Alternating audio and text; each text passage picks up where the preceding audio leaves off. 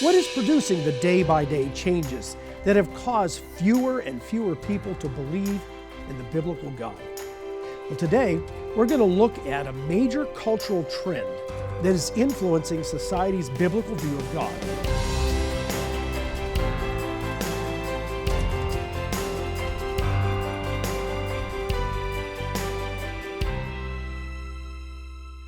I had a friend who was born in the early years of the 20th century. She died a few years ago. She once told me about the excitement she experienced as a child when the war ended. She was talking about World War I. Her life was an amazing journey through little day-by-day changes that in the course of her lifetime changed almost everything she knew as a child. Some of the changes she witnessed were dramatic transformations in clothing styles, the general acceptance in public schools of evolution, a change in the definition of marriage, and a society driven by the unbridled pursuit of sexual freedom. As she shared her biblically based faith, it was easy to see how over the last 4 generations, the world in which she lived, the culture, and Christianity itself had experienced these day-by-day changes that have now produced a monumental redefinition of the Bible. Let me show you what I mean. The Pew Research Center polled people about their belief in the God of the Bible. Roughly 2/3 of the people ages 50 and above believe in the God described in the Bible. Now that number drops to less than half of those in their 30s and 40s. And in the 18 to 29 demographic, only 43% believe in the God portrayed in the Bible. Now, many people have a belief in a higher power, but not in the biblical Bible. You think about that. 2 out of 3 people believe in the God of the Bible, 50 and above. Less than half, and then you get to the younger group, it's only about 4 out of 10. These are dramatic changes, generational changes. That shows that there's things changing over time. Now, what caused that to happen? What is producing the day-by-day changes that have caused fewer and fewer people to believe in the biblical God? Well, today, we're going to look at a major cultural trend that is influencing society's biblical view of God. We're going to look at some of the real teachings of Jesus Christ and discover what this means for you in understanding your world. A few years ago on Beyond Today, we did a program titled The Hidden Agenda. In that program, we talked about secular humanism's impact on the United States educational system. We showed that the humanist movement began in the 1930s, led by men like John Dewey. Now, Dewey may not be a name you know, but in 1968, he was honored on a postage stamp for his influence on education. His books are still considered necessary reading for many teachers being trained in public education. The stated goals of the first secular humanist was to use public education as the means to lift young people out of religious superstitions and bring them to the enlightened reality that human beings are nothing more than highly developed animals. Now, this naturally meant that the answer to human problems are to be found in science and human reasoning. This philosophy promotes one world government, acceptance of all spiritual paths as long as they promote love and universal unity, a worldwide controlled economic system, abortion, an evolutionary belief that really aggrandizes nature, and sexual freedom. On Beyond Today, we've been telling you about this movement for many years. Now, it's important to understand that over the past 4 generations, secular humanism has become the dominant agenda of public education. You see this impact everywhere, and it's apparent in many vision and mission statements by major organizations. And let me read a few to you and see if this sounds familiar. See if you can figure out who these people are. The mission is to promote an inclusive community for LGBTQ+ employees and their allies. The group will strive to support diversity across the organization. That's the Boy Scouts of America.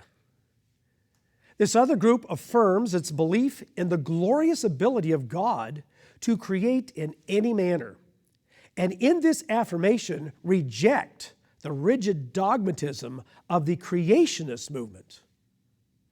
That's the Episcopal Church in the United States. You see, for some Christians, evolution has become the story of creation. Another mission statement. This group upholds the right of men and women to have access to adequately funded family planning services and to safe legal abortions as one option among others. So not only supports here abortion, but it should be funded. This is the United Church of Christ. One more group. We disrupt the Western prescribed nuclear family structure requirement by supporting each other as extended families and villages. We foster a queer-affirming network with the intention of freeing ourselves from the tight grip of heteronormative thinking. That's Black Lives Matter. You find these kinds of vision and mission statements from Christian churches, businesses, political groups, and nonprofit organizations. In the past few years, the United Methodist Church has been suffering major splits over a number of issues, including same-sex marriage. Now, my friend who lived through the decades when these ideas became commonplace found them to be bizarre and anti-Christian. And we're going to talk about it today because they are anti-Christian. The impact of multiple generations being educated by secular humanism permeates every aspect of the world that you and I live in. It is becoming the dominant social, political, and even religious worldview in our society. And the reality is that the goal of the secular agenda isn't the acceptance of all religions, but the transformation of all religions into a new worldview. Now, what do I mean by worldview? Everyone has a worldview. It's the composite knowledge, values, and ideas by which every person views the reality of the world around us. Now stay with me, because we're going to explore the worldview of Jesus. But before we do, I want to make it clear that secular humanism isn't the only movement redefining the Bible and creating this new worldview. The second force is Christianity itself. Instead of changing the culture for the good, Christianity has been shaped by the secular culture. What we find in many churches is a cultural Christianity, not a biblical Christianity. I want you to think about this. How many times have you heard someone say, "I'm not religious, I'm spiritual"? You've heard that, haven't you? Remember, the Pew Research reported a growing number of people who say, "I don't believe in the God of the Bible, but I do believe in a higher power." Have you ever heard that? I'm sure you have. You see, secular humanism can't destroy this basic human, spiritual, cognitive, and emotional need that we all have for God. It was designed in us.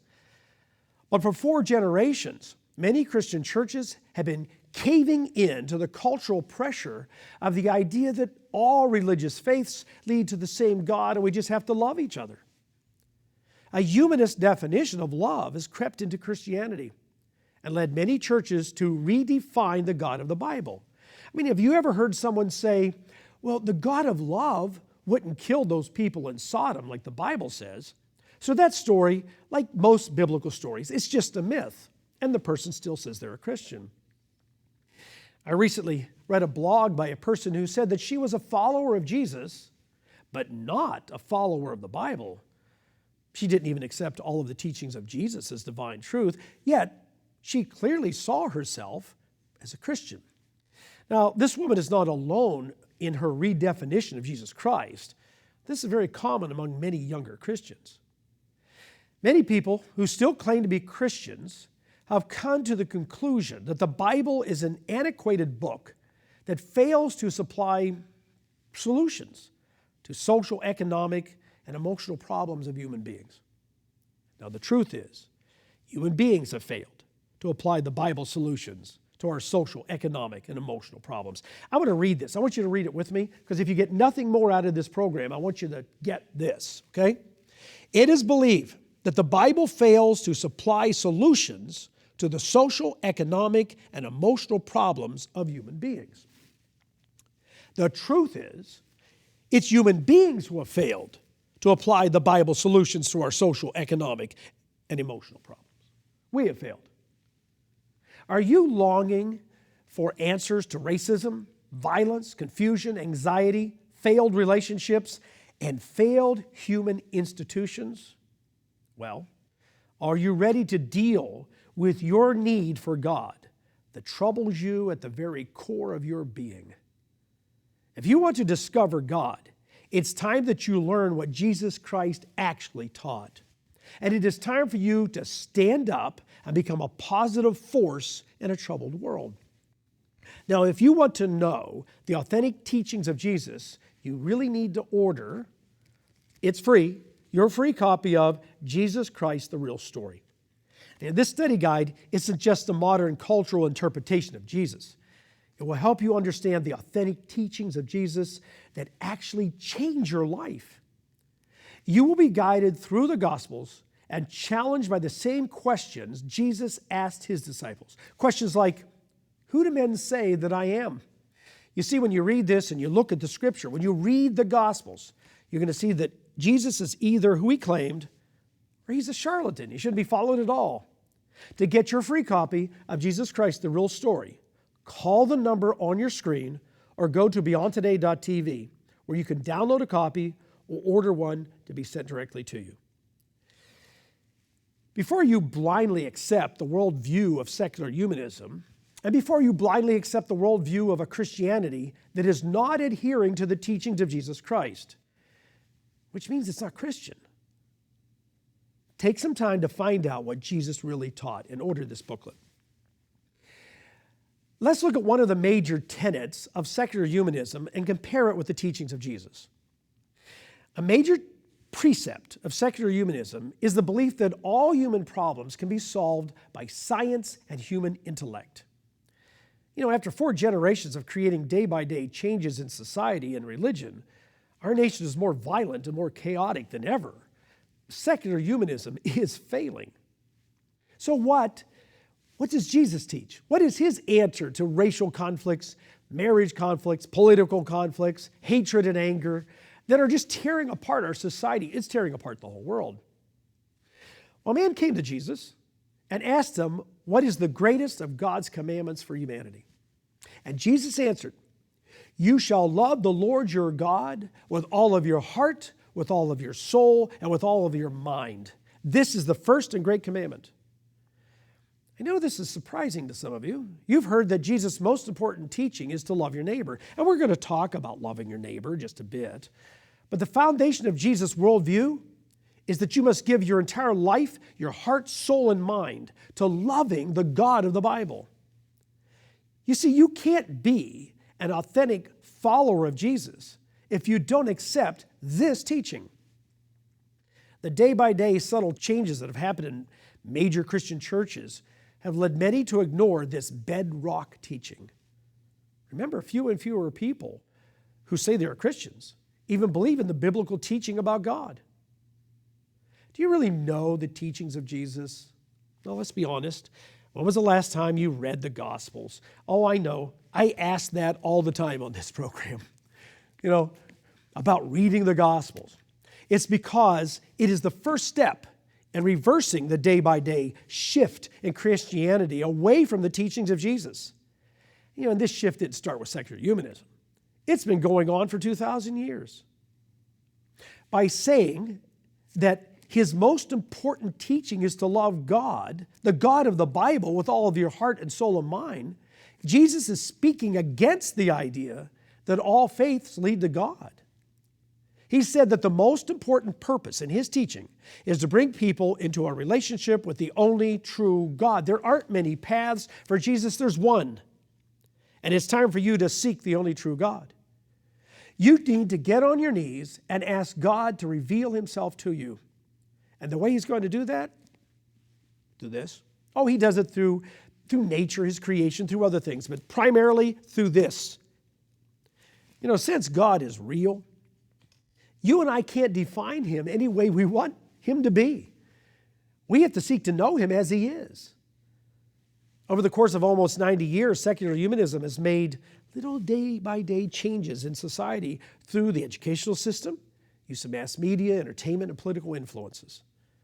Humanism has also been influential in creating this cultural Christianity, a Christianity that has exciting, entertaining services, messages on how to be happy and wealthy, but are actually opposed to many of the teachings of Jesus.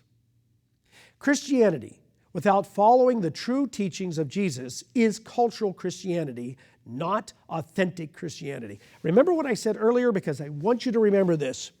It is believed that the Bible fails to supply solutions to the social, economic, and emotional problems of human beings. The truth is, human beings have failed to apply the Bible solutions to our social, economic, and emotional problems. Now, let's go back to the passage where Jesus says that the bedrock of the Christian worldview is to love the only God by dedicating your life to him. He then said this, and his second great commandment is like this: you shall love your neighbor as yourself. Now here, Jesus shows that the answer to racism, human conflicts, dysfunctional families, it all begins with loving others by treating them the way you want to be treated. This is his foundational rule of human relationships. But in Jesus' worldview, you can only define love of neighbor by first loving God. See, loving God has to come first because it is God who teaches us what love is. And another place, Jesus said, "For God so loved the world that he gave his only begotten Son, that whoever believes in him shall have everlasting life." John 3:16. One of the most quoted of all Bible verses. And this is the good news. We can receive salvation through Jesus Christ. But why do we need to be saved? What's the problem? Well, here's the bad news. Jesus tells us we need to be saved because there is darkness in the human heart and mind. You know, there in John chapter 3, where we just read verse 16, he says this in the verses that follow. And this is where this is many times ignored. You know, John 3:16 is read, and the rest of his passage, the words of Jesus, are ignored. Jesus is talking about himself, and he says, "He who believes in him, in himself, is not condemned. But he who does not believe is condemned already, because he has not believed in the name of the only begotten Son of God." Wait a minute, Jesus condemned somebody? Jesus says, if you do not believe and follow him, you are condemned. Those are his words, not my words. I'm not condemning anybody. But Jesus says he condemns. It's a little different Christianity, isn't it? He goes on, "And this is the condemnation, that the light has come into the world, and men love darkness rather than light, because their deeds were evil."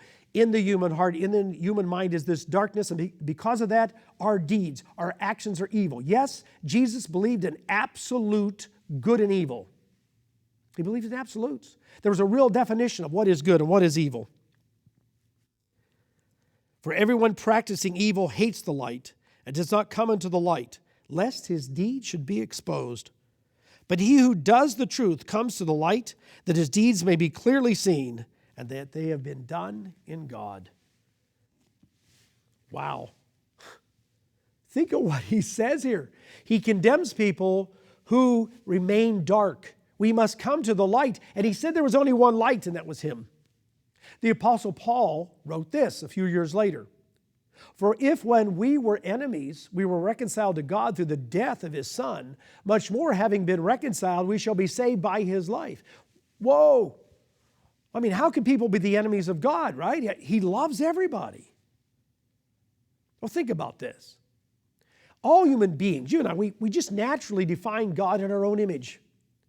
When we make God in our own image, we deny who he really is and treat him as an enemy. That's why we must be reconciled. That's why the relationship is broken. We have to be reconciled, brought back into a relationship with God, the way he designed us to have a relationship with him. And God reconciles us through the death of Jesus Christ and saves us through the life of the resurrected Jesus Christ. This bedrock worldview of authentic Christianity is to love God first and then love your neighbor. And we can only follow the real Jesus Christ when we first obey these two commandments that he taught. Are you finding your worldview a little challenged at this point? Maybe feel a little defensive? Good. The teachings of Jesus Christ are supposed to make us feel uncomfortable. His teachings are supposed to motivate us to seek God and his love and his forgiveness. And it's time to reject this comfortable cultural Christianity and discover the authentic Jesus. And to do that, to start you on this journey, just order your free copy. It's free. Jesus Christ, the Real Story. There is no middle ground. When you're confronted with the authentic Jesus of the Bible, either you accept who he really is and follow his teachings, or you're just not a Christian. Everybody's trying to live in a middle ground that doesn't exist. Order your free copy of Jesus Christ, the Real Story, by calling the number on your screen or going to beyondtoday.tv and downloading a copy. And remember, it really is free. And when you go through this study guide, you're going to need a Bible so you can look up and read what we're teaching. This takes you to the Scripture where you learn about the real Jesus and the real Father. Does Jesus himself, does he actually deal with the issues, the controversies in our society today? Here's what I want to do. I want to take a look at just a few statements that you hear often in cultural Christianity and compare them with what Jesus taught in the Sermon on the Mount. That's all the farther we're going to go. We're just going to look at a few statements and then look at what Jesus' actual response is and see if you've ever heard this in your church, or you've ever heard it from your friends, or you've heard it from a professor. First one, it doesn't matter what I do as long as it doesn't hurt someone else. This is actually one of the basic tenets of secular humanist viewpoint of sexuality. Okay, sort of sounds good, right? What did Jesus say in the Sermon on the Mount? He said, "You have heard that it was said to those of old, 'You shall not commit adultery.'" Okay, that's an action, right? "But I say to you that whoever looks at a woman to lust for her has already committed adultery with her in his heart." Well, wait a minute. He hasn't hurt anybody else. Nobody's hurt himself.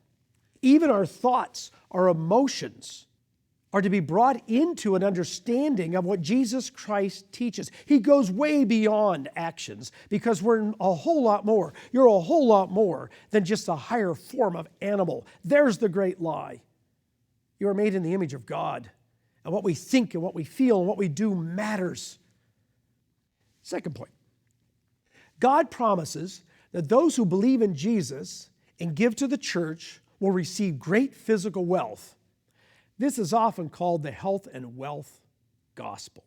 I mean, I've heard televangelists say, look, if you can just visualize the blessings from God and you just go pray and you give and you plant seeds and you're going to get that house, you're going to get that car, you're going to get that promotion. What did Jesus say? He actually said a lot about this in the Sermon on the Mount. That's the reason you need to go read it. But just listen to this. "No man can serve two masters. For either he will hate the one and love the other, or else he will hold to the one and despise the other. No one can serve God and money." You can't. Money has its purpose. We can't serve it. Health and wealth gospel, just another it's just another form of cultural Christianity that does not follow the teachings of Jesus Christ. How about this one? Just accept Jesus into your heart and you're saved. Well, that's a nice, comfortable Christianity, isn't it? Just read the little prayer, accept Jesus into your heart, and you're saved. And then all you have to do is love everybody. Well, let's define love. Well, actually, we have a secular humanist definition of love, not God's definition of love. Sermon on the Mount. Here's what Jesus said. These are his words. Okay? Listen, they're not my words. They're his words. "Not everyone who says to me, 'Lord, Lord,' shall enter into the kingdom of heaven, but he who does the will of my Father in heaven." Whoa. This is Jesus? Yeah. "People will call me Lord," he says, "but they will not be received by me. because they don't do the will of God. We're back to, there are not all these different ways to get to God. There's one way to the true God, and that's through Jesus Christ. It's the only way there. He says, many will come to me in that day. This is when he returns. And they will say, Lord, Lord, have we not prophesied in your name, cast out demons in your name, and done many wonders in your name? And then I will declare to them, I never knew you. Depart from me, you who practice lawlessness. I mean, think about this. This is Jesus Christ. And there are going to be people who come to him who are Christians. And they're going to say, but we said great things, we did great services, we had great songs, and we preached and we spread your name. And he said, no, you practice lawlessness. You worshiped me in your ways, you worshiped God in your ways, and you lived your life in your ways, and you did not follow my teachings. If you want to discover the authentic Jesus, call the number on your screen and order your free copy of Jesus Christ, the Real Story. One of the things you will find is that Jesus said he's coming back to establish a government on this earth and set up one worldwide religion. Did you know that Jesus said that? Call the number or go to beyondtoday.tv. Authentic Christianity means a change of heart and mind so that you can love God with all of your heart, soul, and mind. It means loving your neighbor in the way you want to be loved. It means confronting the sin in your own life that caused you to become an enemy of God and seek his forgiveness. Now, this doesn't mean that Christians are to condemn others who are sinning as having no value. It's the opposite. We encourage everyone to experience their wonderful purpose in life, learn the true teachings of Jesus Christ, and discover the joy of being a child of God. Call now for the free booklet offered on today's program, Jesus Christ, the Real Story. Many Christians who read through the Gospels are surprised to find a different Jesus than the one they were taught. This free study aid will help you understand the life and mission of Jesus Christ. He presented himself as a way to everlasting life for those who followed him, but he also proclaimed the good news of the coming kingdom of God right here on earth. Order now. Call toll-free 1-888-886-8632 or write to the address shown on your screen. Jesus Christ, the Real Story is a study aid that you won't want to pass up. When you order this free study aid, we'll also send you a complimentary 1-year subscription to our Beyond Today magazine. The Beyond Today magazine brings you understanding of today's world and hope for the future. 6 times a year, you'll read about current world events in the light of Bible prophecy, as well as practical knowledge to improve your marriage and family. Call today to receive your free booklet, Jesus Christ, the Real Story. We'll also send you a free 1-year subscription to Beyond Today magazine. 1-888-886-8632 or go online to beyondtoday.tv.